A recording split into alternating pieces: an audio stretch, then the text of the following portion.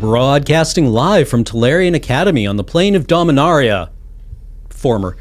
This is Tap Tap Concede. Hey, what's going on? I'm Cameron. And I'm Nelson. And we're here to rap to you about Magic the Gathering. I tried to do cool hand signals if you're just listening to this, and Cameron then immediately made fun of me. It was fantastic. I didn't even need to see it. We were just like sharing a single synapse here. Yep. We're drift compatible. Anyway, this podcast is brought to you by the very kind people over at cardkingdom.com. Cardkingdom.com, a clean, well-lit place to storm out. Get them. If you go to cardkingdom.com/LRR, that enters our affiliate code and lets them know that we sent you. And if you are kind enough to purchase something from them, if you enter into the extra fields or extra thing field. If you let them know. Yeah, if you let them know, loading ready run sent me button, please. They will include a little 1-inch button that this month reads button name here. So I believe, we're recording this on Friday. It's going to go up on Monday. During our stream on Thursday, it was made to sound like we were running pretty low on weird tap, but okay. Okay. So that could be the button that you get if you enter loading ready run sent me button, please. But at this point, I honestly don't know. I thought I would jump in and let you know. Thanks, Thank James. you. All right. It might say weird tap, but okay. Whether you get that button or not, Surge still hasn't learned how to turn a magic card sideways. This podcast is also brought to you by you, the viewer over at patreon.com/loadingreadyrun. Way to go. Your direct support of us through patreon.com allows us to do things like pay utility bills, pay staff, pay. We pay. We pay. That's what we call our soccer break. Thank you. Too deep.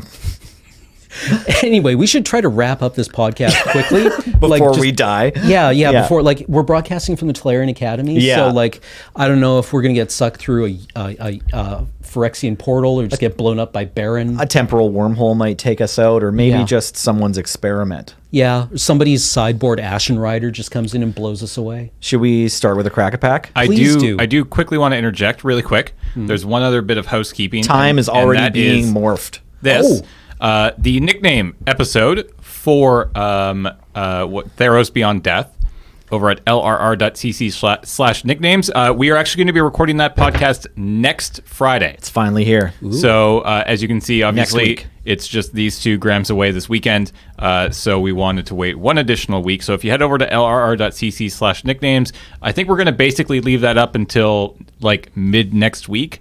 So if you want to get your suggestions in, or if you want to just go simply vote, all you need to do is visit the link below, and there is no account required. It's nothing. Just go there and interact with the names or post your own. It's super easy. It's really easy, and we're excited to see how this works out. So you can look forward to that on the next episode. Your cat could enter a nickname.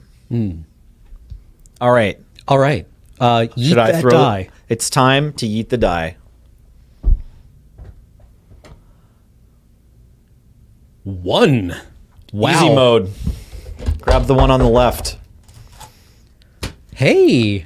What the heck is this? Despertar do Mundo. Is it Innistrad? No. Is it, Zendikar? Despertar? World Wake. It's World Wake, isn't it? It's World Wake. Despertar do Spanish World Mundo. The destruction of the world, maybe, or something. Okay. Yeah. It's got a Zendikar Angel on the cover, but yeah, I've never seen this exact pack. All right, here we go. No label. So No label. Well, thank you to whoever sent us this foil Spanish Jace the Mind Sculptor. Yeah, that's right. Did you want to open? No, just did a little. Yeah. I just recently rewatched the first season of Friday Nights, and I just asked the guy behind the counter to get one. Okay, but I do get I do get Alex to diddle it just a little. All right. So we've got Spanish language cards from the beloved set World Wake. The first one off. Let's see if I can guess the name. It's Corrupted Zendikon?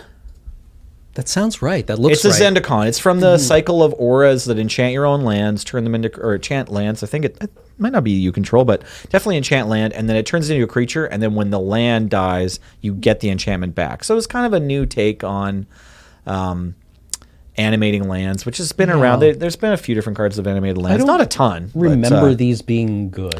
They were, well, the blue one's fine because it's a flyer. The other ones, the white one's also okay because it's just got huge butt. Oh, right. It's like a 2/7? Corrupted Zendikon. I did cheat out Corum Zendikon Corum Pedo. So that's one No one generic could and one black possibly for have known what that was, Nelson. It turns it into a 3/3 black ooze creature. That's cool. Oh. And yeah, when the land dies, you return that card. Oh, sorry. It's not return the enchantment. It's return the land. So the enchantment is like a normal creature. It has a one-time use and it dies, but you get the land back. So you can landfall tell again. yourself that you can landfall again. You tell yourself, this is going to be good. I'm going to have landfall triggers in my deck. Yeah. I'm going to attack for 50 in the sky. Yeah. Absolutely. Cuts to Cam, just like mulliganing to 4. Yep. Sorry. Okay, I bet you know this one. True story. Pantano Day. Oh, Bajukabog. Bojuka. Pretty easy did you one. have plans? From the art. Did you have any kind of plans Were at you all? going to reanimate stuff? Oh. Sorry. I was going to include a swamp, but then I decided I could just include Bajukabog and ruin somebody's life. This set was actually really good. Arbor Elf. Arbor Elf in Spanish is Elfo do Arvoredo. 1 green for a 1/1 tap. Untapped target for us. And yeah, sorry, if you didn't know what Bajukabog does, it exiles target player's graveyard when it comes into play. And ruin it's a land. Cameron's afternoon. It's a land. It enters the Just battlefield tapped ruin and taps for black. Cam's day. Okay, this one, I know what this does, but I'm not sure if I can remember what it's called. I think I've got it, actually. And I don't remember it says the name. Instantaneo, but I was going to try and make myself guess with intersourcing, but I was going to guess an instant. It's join the ranks. Make 2 1/1 white ally creature tokens. Actually, yeah, White for the soldier ally deck. ally. Yeah. Right, this could kind of like... Important piece of the... Yeah, like in recent sets, Draft you've done like allies, 2/2 knights with vigilance for this, but the allies really like... Yeah. Yeah, this would... They really scaled as well as your deck instant. did. Yeah, and the Right? instant's not bad. Kind of expensive, obviously. 4 mana for 2 1/1s. This is a battle ally of some kind. It was played in Constructed, actually, as well as Really? Decent Draft. Akum Battle Singer. Yeah, for a little while, there was a standard Nallies or a Naya Allies deck. Right. That used, I don't know if Join the Ranks so much, but definitely Talus Paladin and like, did it Kabira have the- Evangel. Did it have the Blade Master? Probably, yeah.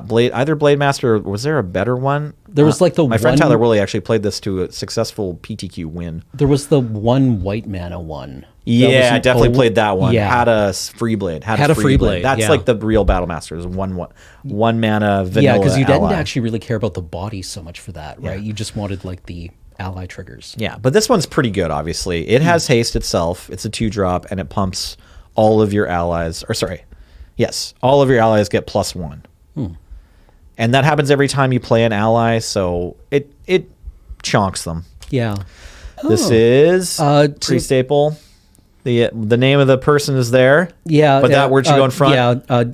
Iona's Judgment. I think that's right. Yeah. Is it Iona's Judgment? Yeah. Pretty easy one from the Spanish.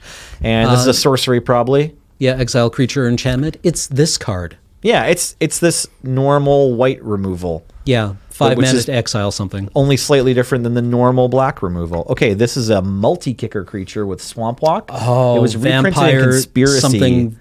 And it's just a Quag vampires? That sounds right. Yeah. Yeah. Oh, nice. I wasn't going to remember that. Yeah. But yeah, it's got multi-kicker. It's 1 black mana for a 1/1 with multi-kicker, a generic, and a black. That's Swamp Walk, and it enters the battlefield with a +1/+1 counter for each time it was kicked. Vampiros do Losadal. Lodasal. Okay, I think this one's maybe... Surikar Spellslinger? I want to say Surikar Banisher. Maybe that's not Banisher? right. Or I was going to say Banishing Banisher, Surikar. right. Yeah. Surikar Banisher. So this just is a mana war for 5 mana. Only tapped creatures. 4 generic and a blue for a 3/3 Surikar creature type, which are these sort of like walrus people, I guess. Yeah. And Did we get any of these when I we don't- went back to Zendikar? I think we got one. Is there a Surikar from Battle for Zendikar or Oath of the Gatewatch, James?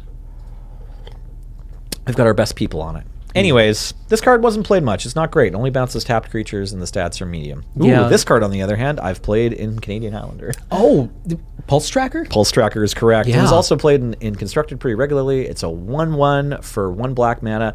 Creature type, Vampire Rogue. Important that it's a vampire. And whenever it attacks, each opponent loses 1 life. So this is like not a 2/1, but sort of a 2/1 Yeah. in black.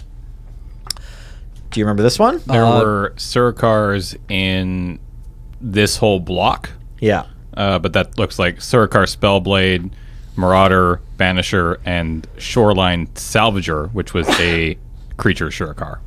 But Okay. that's it. Doesn't look like there was anything in Battle for Zendikar or anything like that. I want to say Ether Trade wins, but it's not at all. No. That's like something way. This is Repulse, I think. Really? We had Repulse in Worldwake? I might be wrong. It's not. Twitch. Oh, it's Twitch. Sorry, it is an old reprint. Toss a coin to your Twitch. Oh, Valley of Chatty. Yeah, this is a Oh. reprint from. Is it Invasion? It was a long time ago. Yeah, but yeah, this you is can, like way worse Twiddle. well, it's Twiddle, and you pay 2 more and draw cards. So yes, it is way Yeah. worse.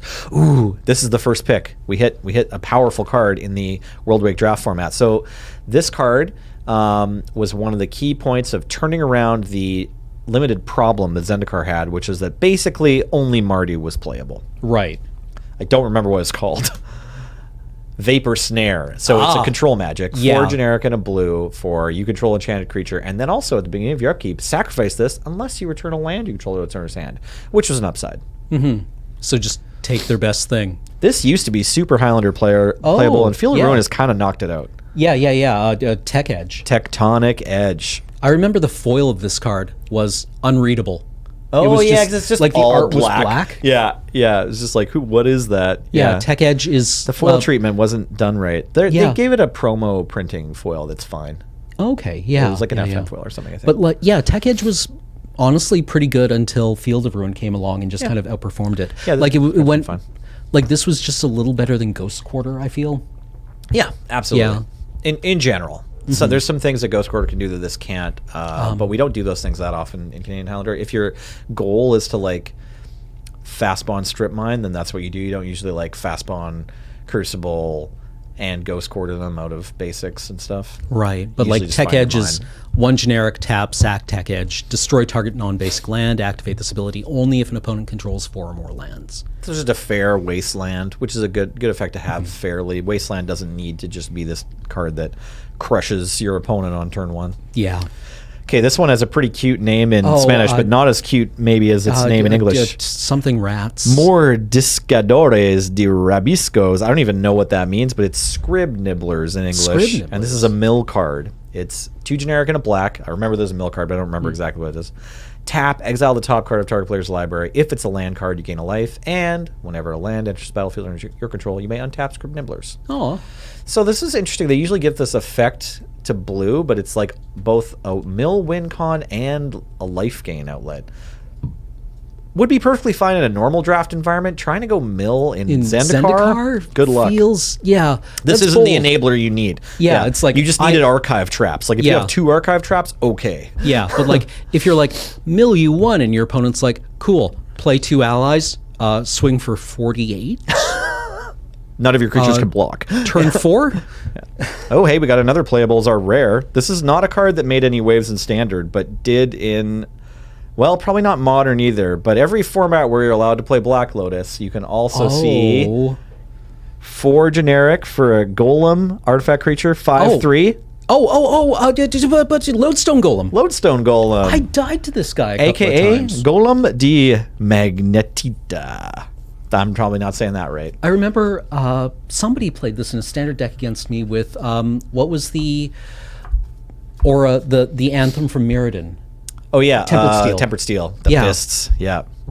And then we also got an island and a plant token. Yeah, But yeah, Lodestone Golem, 4 generic mana for a 5/3 artifact creature golem. Non-artifact spells cost 1 generic more to cast. and you can fetch it off Spike if you're playing Unstable because it has been restricted in Vintage. Right. Yeah. Right. Shops. It was the tax they put on the Shops deck to try to keep that deck in check. What was our land? It was an island.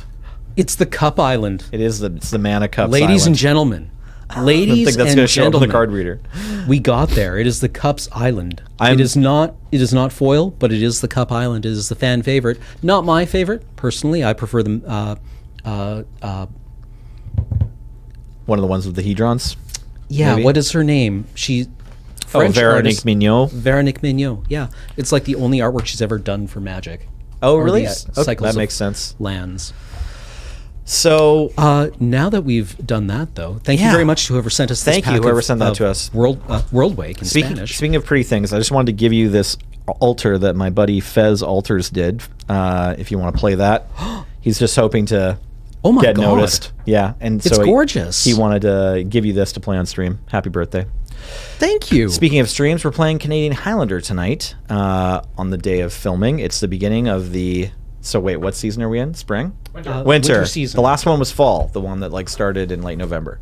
That makes sense. But it is winter now. Yes, I thought of it as winter because I was cold during it. So I'm playing on this winter league. So is Cameron, but we're going to talk about my deck today because we did a Yeah. deck tech on his. Tonight I'm going to play Tellurian Academy. So this deck is usually referred to as a density combo deck, and what that means is there are a whole bunch of effects that are pretty similar in the deck. These are artifact mana production and card drawing spells. So I'll walk you through them.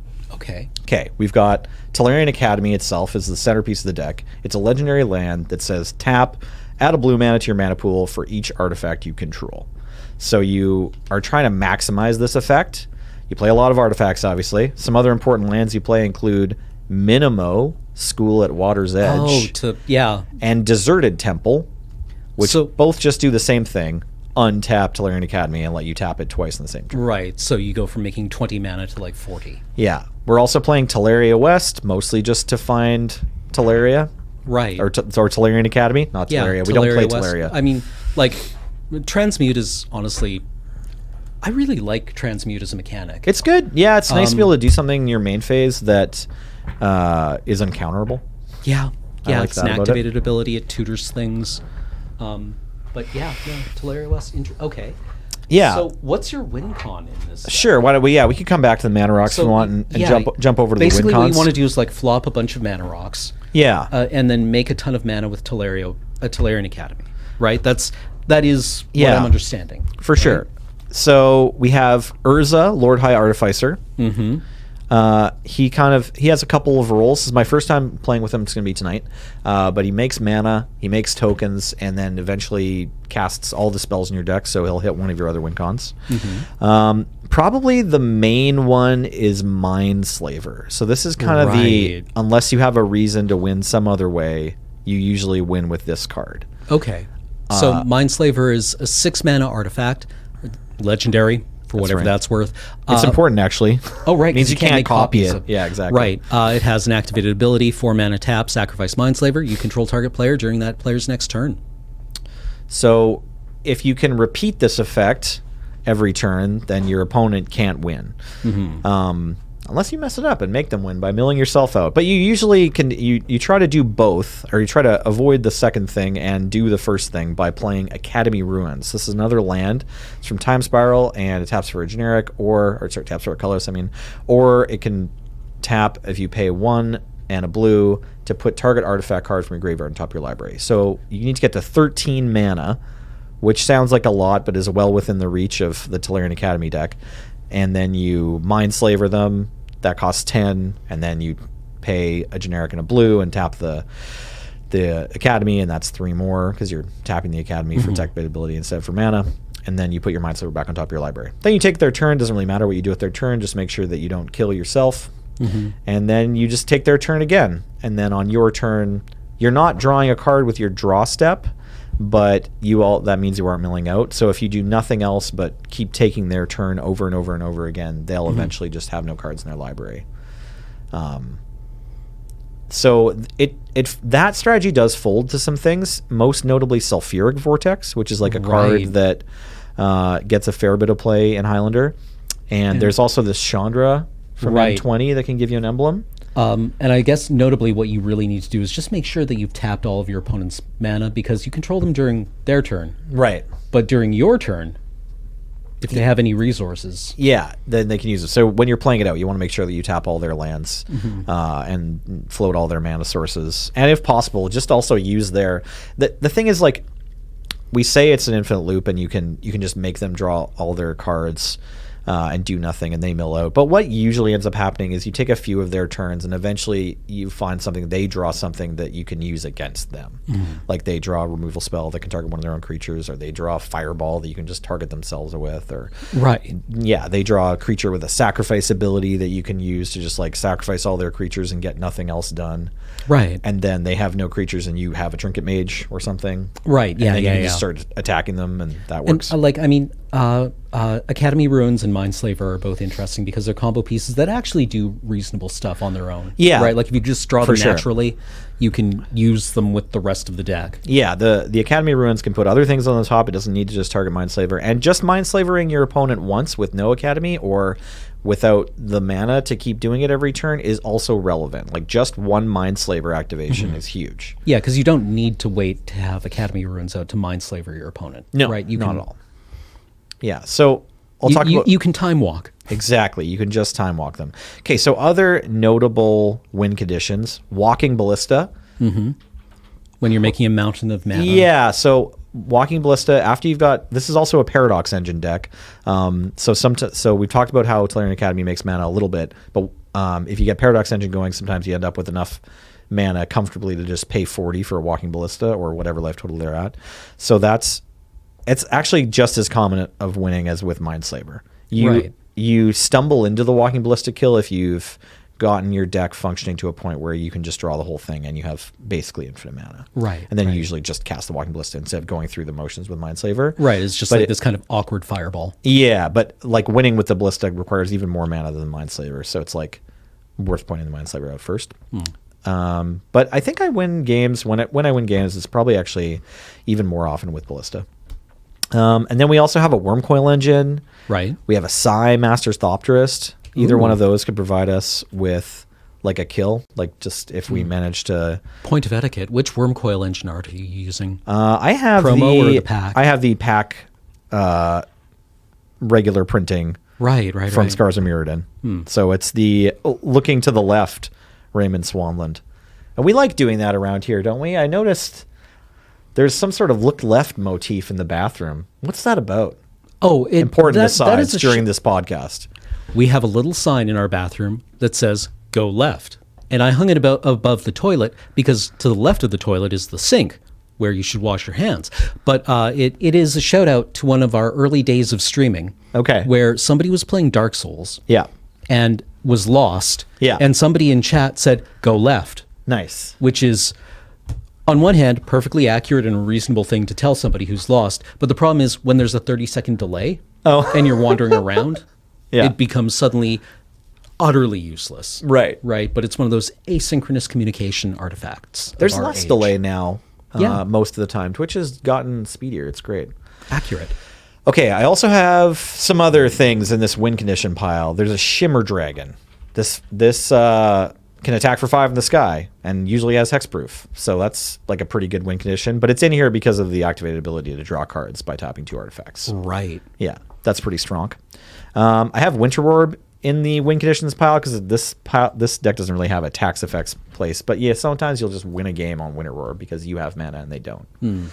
I have Trading Post in this pile. Trading Post is a little signature card of mine. It's like a pet card. I really like it.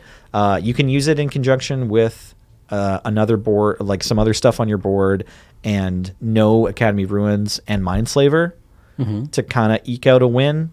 It's like dirtier. You don't have like a clean, like, I'm going to take all your turns now, but you do have like a, I'm going to Mindslaver you more than once.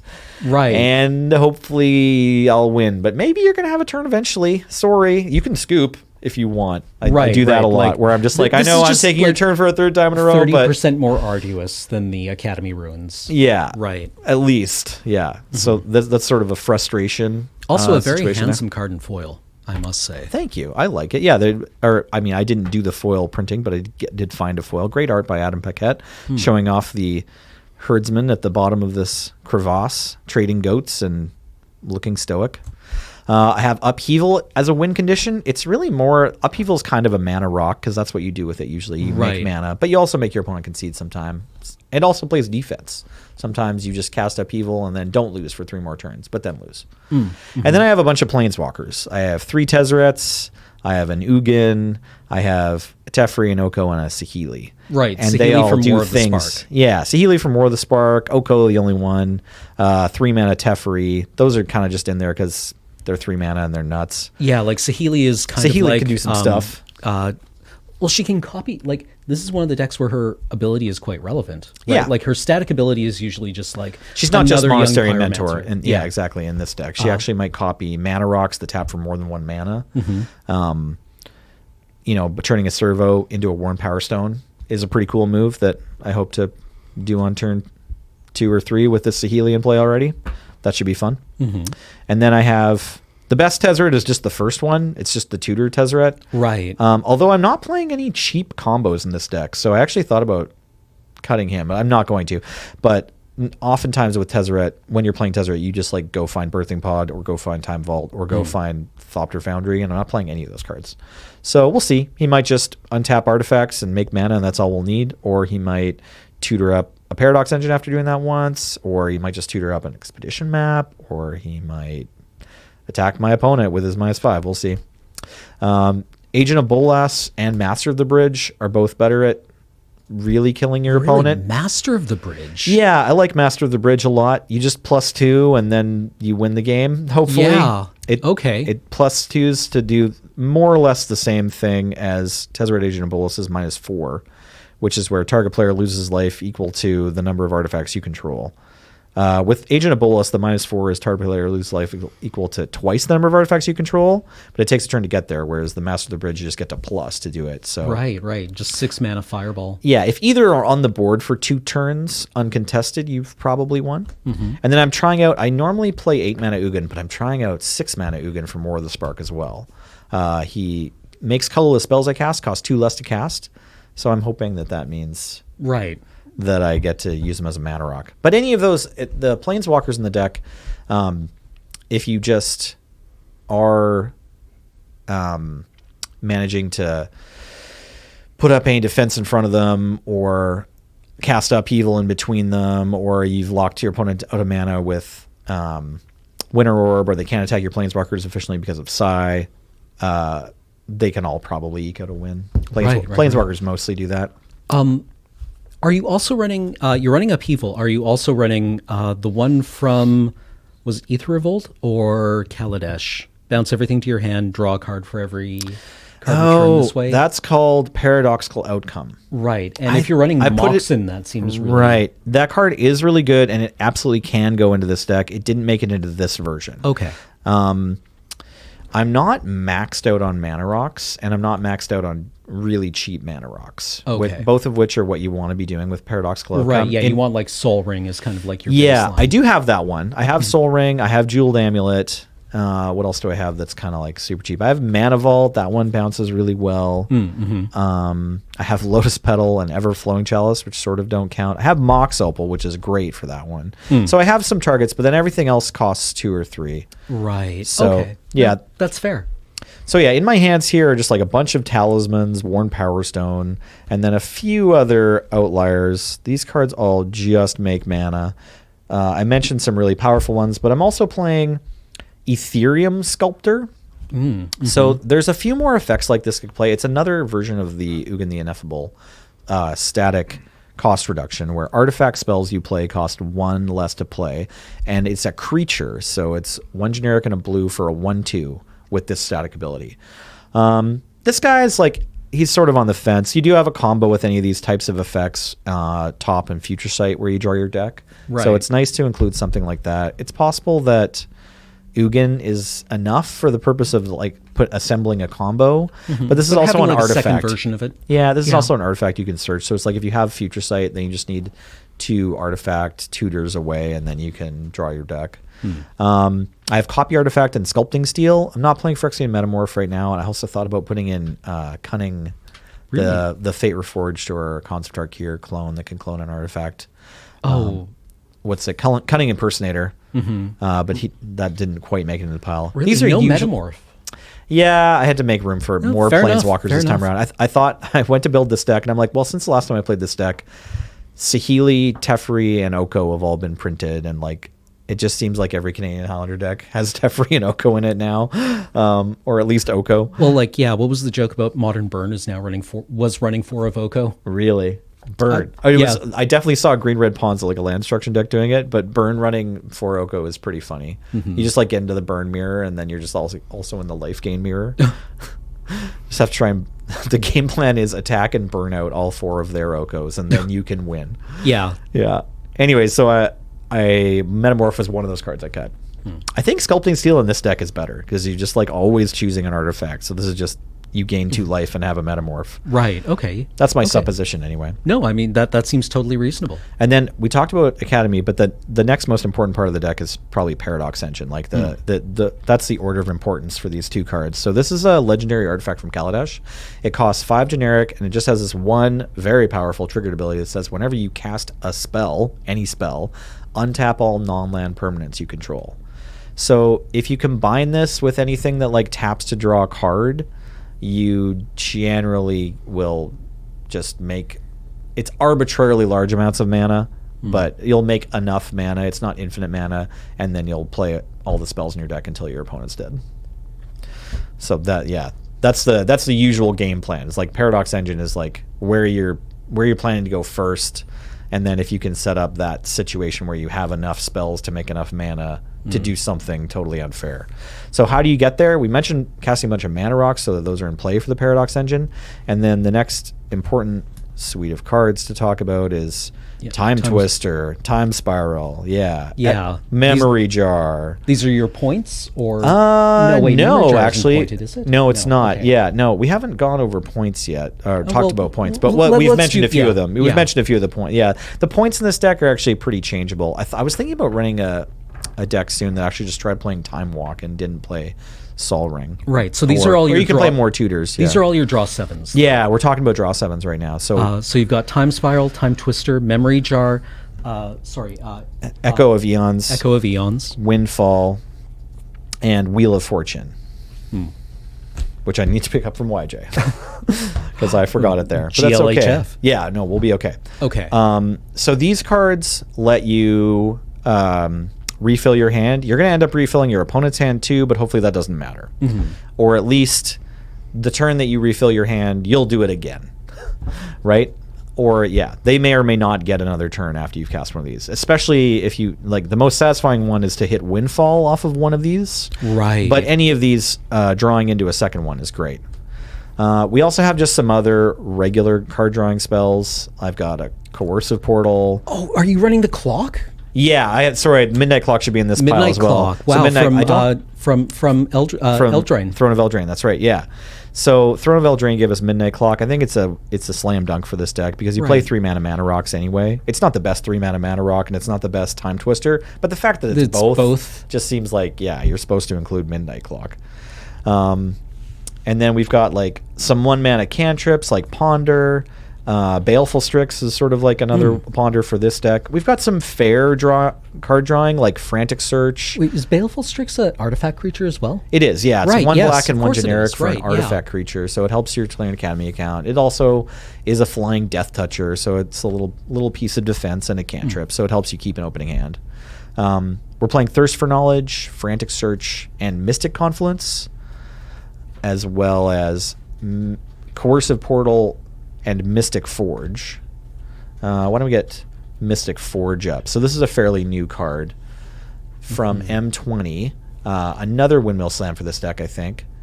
Now, I'm not playing, I don't think, the perfect Mystic Forge Canadian Highlander version. Like, I don't know if this is the best Mystic Forge deck. I am a fan of Mystic Forge, but I came to play draw 7s, and we have a lot of blue cards. For the people who are listening at the podcast, Mystic Forge is a 4 mana artifact that reads, you may look at the top card of your library anytime. So, kind of a future sight. That's effect. right. Yeah, just you get to see, though. It's not revealed. Yeah, you may cast the top card of your library if it's an artifact card or a colorless non-land card. And it has an activated ability, tap, pay 1 life, exile the top card of your library. So this is a pretty good combo with Paradox Engine. Gives you a high percentage to be able to keep going. Every time you cast a spell, you untap the Forge. So you might be able to cast the next card underneath, or the Forge at least lets you look too deep. And you've got quite a few colorless artifacts and even 1 Ugin that you can hit off the top to get to cast another spell from your library. Speaking of casting spells from your library, this deck also plays Future Sight. That's an enchantment from Onslaught for 3 blue pips and 2 generic, a 5-mana enchantment. Tells you to play the top card of your library revealed, and you may play the top card. That's you may cast, or it's actually just errata to say play, because you can play lands.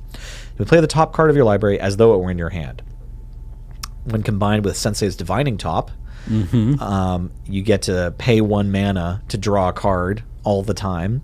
Or if you have any cost reducers on artifacts or cost reducers on colorless spells. I thought the Herald of Kozilek was in the cut pile for this deck as well. Right. That's just another cost reducer. Anyways, you can then draw your deck. Or if you just have a ton of mana, if you have a Paradox Engine, you'll generally draw your deck unless you hit like 3 lands in a row and no way to search. Right. So how long does this deck need to sorry, that doesn't even work. You just get to draw your deck.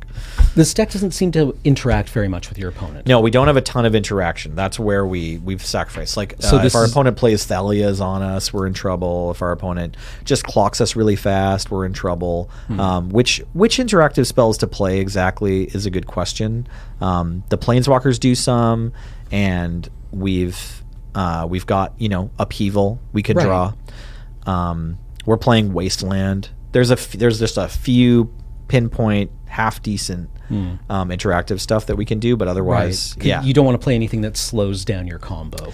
This one's pretty like laser focused at just making a ton of mana and then getting one of our powerful things into play. We've got a handful of tutors as well.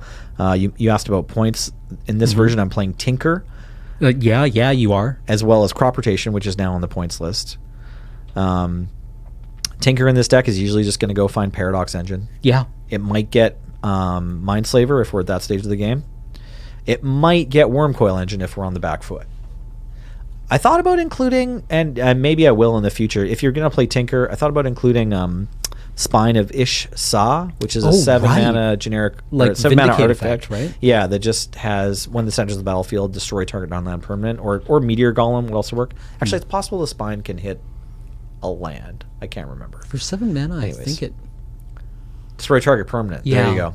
Thanks, Yeah. James. James, being a champ here, just grabbing all these cards that I list off from my maybe board that didn't actually make it into my deck list that I have sent him already. This deck plays Crop Rotation. Pretty good at finding Tolarian Academy. That's on the list. We've got Fabricate and Reshape and Whir of Invention. These all just find artifacts. We've got Expedition Map, which is another Crop Rotation kind of. We've got Wargate. This is an oldie bit of goodie from Alara Reborn. 1 green, 1 white, 1 blue, and X. Sorcery, search your library for a permanent card with converted mana cost X or less, put it into play, then shuffle your library. So this card lets you grab an Academy and put it in play for 3 mana, or in a pinch, if you have a bunch more mana, it could be getting the Mindslaver, it could be getting the Paradox Engine, it could get a Planeswalker, whatever you need. Right. And we're trying out another new card from Throne of Eldraine tonight, Wishclaw Talisman.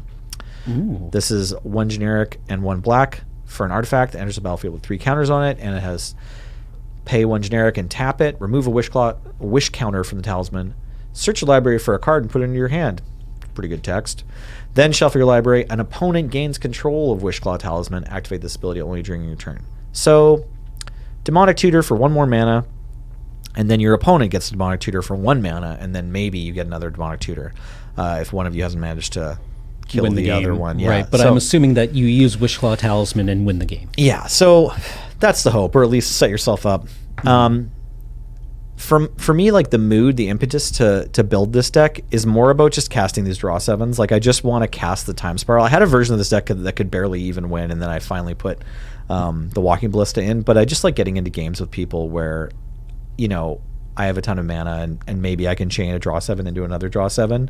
And if not, then hey, we just drew a bunch of cards and it's your turn. Like my attitude with this deck isn't totally like the samurai trying to cut down their opponent in a like a single draw in a really high stakes match of Highlander, but it can definitely win games. Okay. J.R. White from North 100 likes to say when this deck wins, it really wins. Right. Yeah. Well, yeah, I can imagine. Like Mindslavering somebody is a statement, and Walking Ballista someone with like 1,000 mana Yeah. is a statement. You also just like get these battlefields, like your board is just like a whole bunch of rocks. Yeah. Like you have like 40 permanents in play or yeah, something. it's like your grandmother's jewelry Yeah. case, right? Yeah. Like, You just get to lay it all out there. It's fantastic. very nice. So yeah, no, that's exciting. I'm looking for. I hope we get to play tonight. Yeah, we might Now get that to. I have a secret tech. Oh. No, I don't. Everyone has secret tech against this deck. It's funny, you mentioned like not having enough interaction, or you mentioned like having little interaction, and now I'm just immediately wheels this brain. I'm like, right, I should probably cut some of all these greedy stuff. That's like a mistake that you can make easily, and that I'm definitely guilty of. I've got this Ugin though. He can destroy a permanent that's one or more colors. That's going to be enough. It'll be fine. Yeah, absolutely. I'll just bounce their thing with the Teferi. Easy game. No problem. So that's my deck. Yeah, no, it looks good. Looks good. I'm excited to play against it. I also just have a couple, like I'm playing my good old reliable aristocrats. That's great. Tonight, Yeah. and I've just made a couple of additions with Theros Beyond Death, which is Woe Strider. Strider. We were trying to remember Woe what it was Strider. called. It's like Woe Reaper, Woe Reaver, Whoa. Row Weaver, Weeber. Row Weaver, Weeb. Weeb Strider. Neebdreeder. It's just like better Viscera Seer. Yeah, 3 mana, 3/2 Viscera Seer. Yeah, Comes like- with a goat. Yeah. Comes It's back like- as a 5/4. What if Viscera Seer was 3 mana? Yeah, what if Viscera Seer was kind of a sweet card? Yeah. Instead of being merely okay. Instead of being like a weird Ozzy Osbourne dude over a fire holding some guts. Yeah. And so my other include is Nightmare Shepherd. Nightmare Shepard is a house, isn't it? Yeah, this guy is like is- another win con. Did you have to cut the like Mardu demon that sacks things, or No, okay. no. All right. Butcher of the Horde is Still Butcher of in? the Horde is why I run white. That's why we're here. Yeah. Yeah. Okay. So Nightmare Shepherd is 2 and 2 black pips for a 4/4 enchantment creature demon with flying. And then it has this line of text that reads, whenever another non-token creature you control dies, you may exile it. If you do, create a token that's a copy of that creature, except it's 1/1 and it's Nightmare in addition to its other types. So notably, this line of text is not a replacement effect, so the creature triggered ability, right? still dies. Yes. Notably, that's so right. you still get your Blood Artist. You're exiling it from the graveyard. Yes. Yeah, every time if this works. And so, there, my deck runs a bunch of these kind of guys. Kind of when there's space, things like what was it? Not Fanatic of Ulamog. Yeah. Disciple of Ulamog. Okay. No, what's the one that makes Metroids? Pawn of Ulamog. Pawn of Ulamog. I always Right. forget what he's called. Pawn of Ulamog. When a creature dies, you make a 0/1 Eldrazi spawn. This Right. guy makes copies of the creature that just died. So if you're sacking like a Doom Traveler effect, you're actually going to get 4 bodies Right. off that one card. And if you're sacking like a Blood Artist, Yeah. you just get it back, which is As which a is good. bigger guy, right? Yeah. Now- So this, I've been playing with this in Standard in like this weird Croxa deck, Right. and this thing is just good. It makes me very happy. This effect is sort of similar to God Pharaoh's statue from Amonkhet, where you could, at the beginning of your upkeep, or exile a creature from your graveyard, and then you make a 4/4 version of it. Right, It's right, like right. so. It's like this idea of like copying but changing stats. And I don't know if I said this then, but for whatever reason, when you make the copy a 1/1, my brain immediately goes like, "Oh, good, we stole something from Hearthstone." Just because there's like a couple of effects in Hearthstone that make a 1/1 like of a random creature from your deck or a random creature from your hand. When Hey, you start this battlefield, it when- makes a when we random learn- copy of something from 1/1. When you Yeah. steal things from other people, sometimes it just makes everything better. That's right. Like you learn from each other. That's the meaning of competition. Competare. You strive together. Okay. And speaking of competition, we would like to take this moment to remind you to go and compete in the LRR.cc/nicknames. Did I remember it? Oh, yeah. Forum. Buttery smooth segue. Thank you. Is that all right? Was it? Yeah, no, that was good. That was No, good. I feel was like admiring that. we pushed the butter through a cheese grater. But it was still butter. Yeah, it's still butter. Melts easily over nachos. That's right. Anyways, the Theros Beyond Death Nicknames podcast is going to be next week, and you still have time, if you're watching this pretty soon after it came out, to enter your nicknames if you want, or vote for nicknames, whichever ones you think are the funniest. and we're going to read them. And we haven't seen them yet, or I haven't seen them at least. No. Graham and Cameron and I are going to see them for the first time next week. And I mean, we'll hopefully probably do a chuckle. bit of homework. I won't. I'm going to come in blind. I'm too busy. Apparently my have a busy, stupid my life. live reactions are really good, but I assume somebody will probably curate them. Yeah, okay, fair Or enough. maybe not. No, maybe Graham not. will just not read them out loud if he's like, nope, Yeah. not that one. Sorry. We can't talk about that this week. So go and do the Theros nicknames. But this podcast has been brought to you by the very good people over at cardkingdom.com. cardkingdom.com/LRR. A clean, well-lit place to storm out. They're a great online store. You can get sealed product shipped anywhere in the United States and singles shipped anywhere in the world. And out-of-print sealed product can also now be shipped anywhere in the world, I understand, as long as it's not basically like in standard. Yeah, Something or like that. the most recent Horizons or Master set is sometimes still in print, or most recent Commander or Brawl decks might be in print. But Right. older stuff they can Yeah, send out. they'll definitely like mail you a pack of antiquities. Yeah, if they've got one for sale. And if you write down somewhere, leave them a note that said LRR sent me button, please. You will get some kind of 1-inch button that we thought of and they very thoughtfully and hardworkingly produced. Yeah. And right now, maybe it says Weird tap, but okay. This podcast is also brought to you by you through your direct support of this podcast over at patreon.com/loadingreadyrun. Well done. You did this. you know what you did. Yeah, way to go. You keeps the lights on, so thank you very much. So until next week, I've been Cameron, I've been Nelson. and we've been Tap Tap Concede. James is on tech, and Heather gets these online. Bye. Nice.